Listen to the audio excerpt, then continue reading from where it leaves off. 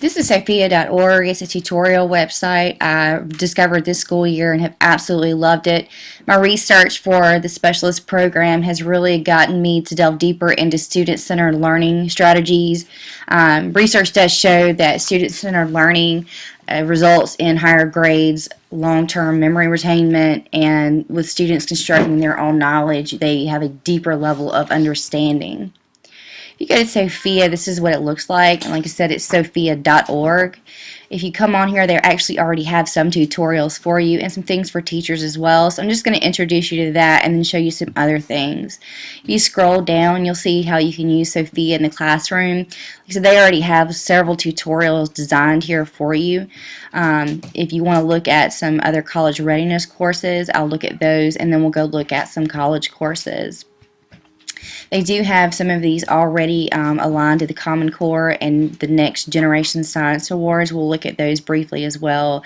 And then again, you have teacher tools. You have 4 different certifications you can get as a teacher: Virtual Classroom, Chrome Classroom, iPad Prepare, and the Flip Classroom, which I've gone through, and it was very, very nice. I really enjoyed it. And there's other webinars right here. You can look at the schedule to see, you know, what you would be interested in. So let's go back up and look at what we already have here. We'll just click Sophia in the classroom.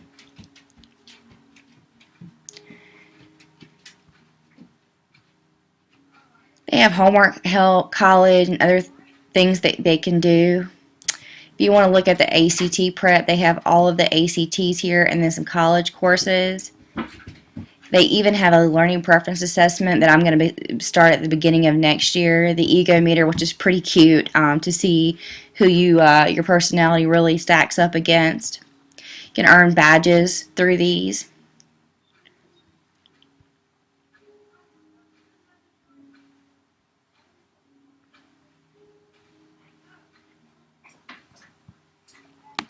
So if I wanted to go into Sophia and just type something, let's say that I was in biology and I'm looking at cells. Here are some of the pathways that they have, parts of a cell. I'm going to click on that. And here are the concepts that are going to be covered in that. And I will just start with the first one.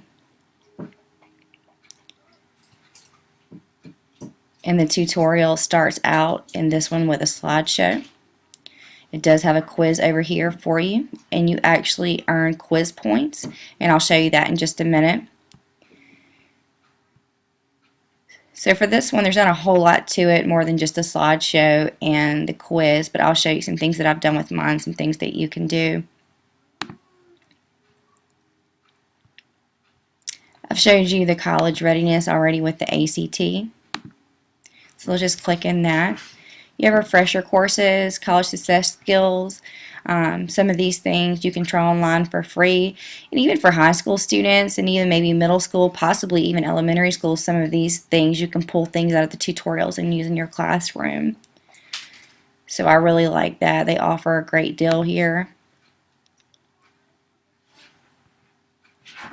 They do have college courses. You can earn credit that way. I've not looked into that really, except pulling some things for free from tutorials. You can go into standard line tutorials and pathways. They have mathematics for K through 8, the mathematics for high school, and the English language arts K through 12. So you can click on any of those and see what they have to offer since it's aligned to that. The ones that are showing up in blue are the ones you can click on, and it will take you directly to the tutorial. So I'm just going to go back again and just kind of show you a brief introduction to some of the things that they offer. If you go to Sophia for teachers, it's just going to give you some of the things that you can do in your classroom and just give you the tools and explain those to you. These are the certifications you can get as a teacher. They're really, really easy, but you learn a lot. I really enjoyed going through this Flip Classroom certification. I plan on doing the iPad Prepared next, and then the Virtual Classroom. But they also have a Google Classroom, or I'm sorry, a Chrome Classroom certification for you as well. So what I'm just going to do now is go and actually sign the account that I already have so we can look at some things that I've done.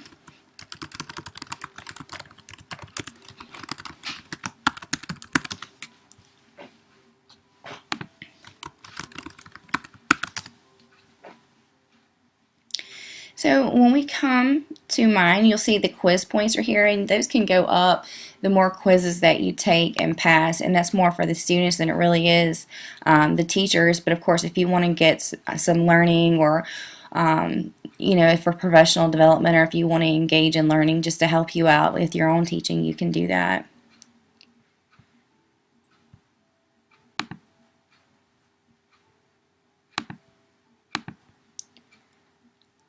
I'm just going to go to my profile here and just kind of show you what I haven't filled a whole lot of this in.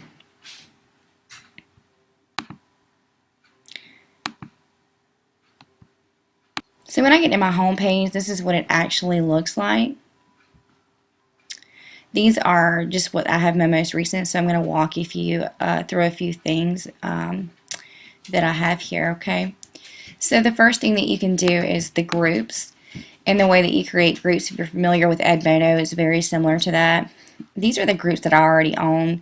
I have 3 world history classes, so they just all go in the same one. I have a U.S. history class. I have an AP U.S. history class, and you can upload any picture you want to these, or they have the default ones like this. I do also have a world history differentiated for my students who struggle with learning, that have IEPs. I typically differentiate the tutorials a good deal for them. If you click on the actions, it just tells you can delete or copy the group. But right now, I'm just going to show you how to create a group. So I'm just going to name mine second period. Put U.S. history here. That is optional. And here are some of the images that they give you, or you can upload your own. So just for time's sake, I'm going to go ahead and select history. You can put your school here, put the grade level. I don't let members post their own content because I don't want to confuse students, but that's completely up to you. Now here's the code right here, C166BA. What I would do is have a student go and sign up for a Sophia.org account, and I would give them that code, and they would be asked for that code or prompted for that code, and it would automatically put them into the group that I gave them. One of the things that you can do is just do announcements or comments right here and post them to the wall. Some of the students like to do that as well. You have your group summary, which is going to tell you, you know, how many times they've logged on, what they've done, so on and so forth. Same thing for the content, and I'll give you that in just a second and show you what that means. So I'm going to go back home. And then you have the only other thing that I use is the tutorials. And here are some of the tutorials that I've already used. This means that it's not been published. You can edit or delete the tutorial here.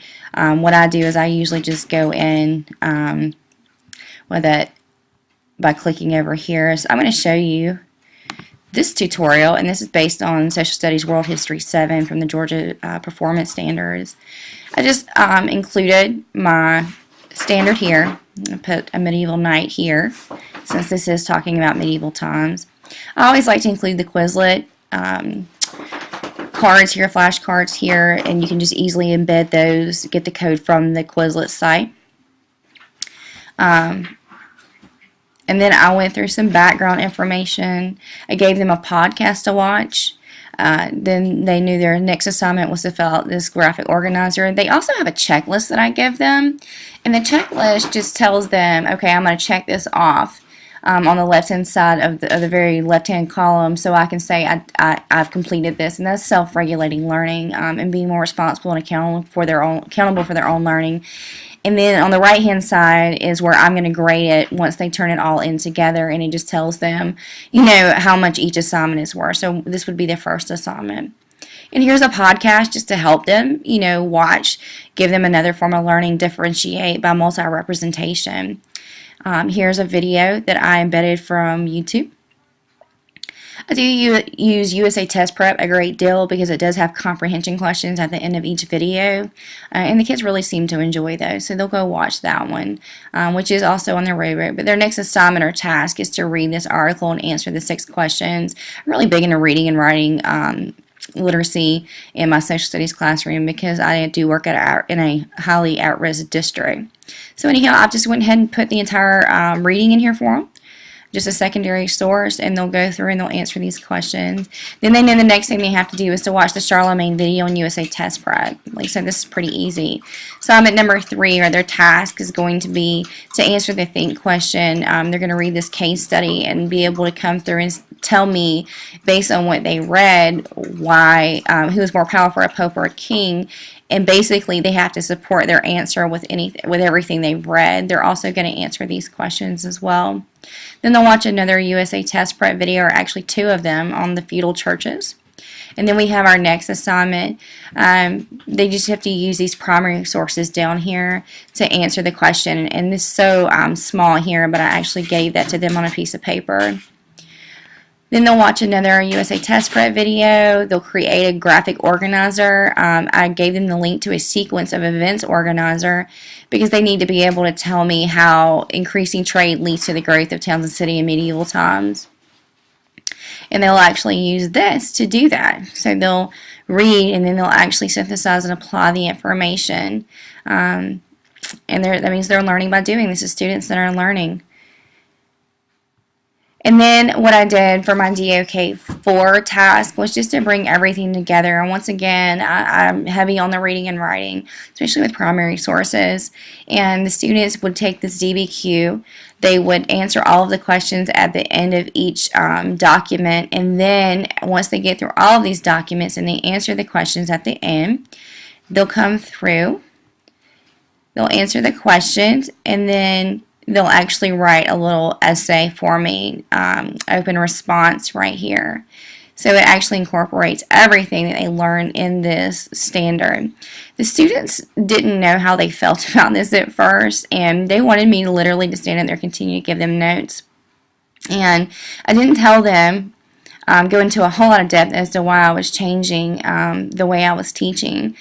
But you know, I'll let the grades and the test scores speak for them. And the level of knowledge and long-term memory that they had over this just increased dramatically. The data just proved that they were learning on a deeper level. So you can also answer the quiz questions over here. This actually gives you some steps to your tutorial, but I'm going to start a new one just so you can see some things that you can do with it, and then of course you can explore it on your own. So we'll go back to the tutorials right here, and we'll click create a tutorial. So we'll just name this example. I'm not going to put a tutorial image in here right now, but I usually do. But what I do come down here and do is I figure out where this would go. So this history is actually under humanities here, and I just put this over here and I click create. Now I get to build my tutorial. Okay, you don't have to do everything they say, just make sure that you know you've obviously put everything in there that your students need to be able to accomplish understanding, a deeper level of understanding of the standard and content. So here are all of the options that you have to insert. So you can insert text or image here, and I can just put a title. Let's just say I want to go with assignment number 1. I've actually gotten better about numbering these than the last one I did that you saw. That was one of the earlier ones, and I was still learning, obviously. So you can just type anything here. If you have a reading you want to copy and paste, you can do that here. You can even insert a picture. And one of the things you can do is once you upload a picture, I'm going to show you this. I don't even know if I have any pictures in here. We'll just go with this map. So I can upload that. I'm going to click it to send to the server. And I'm going to wait. And you'll see it come up, and I'm just going to click OK. Alright, so then that's going to paste that in there. And I can use that for whatever I want. But let's say that there's also another picture that I want to upload in here. I would just go to image info and I'll be like, oh, okay, so I've already used that image. Once I've already uploaded it to the server, it's going to be there. And here's everything that I've uploaded before. And I noticed that students did a lot better when I put images in. For instance, if I told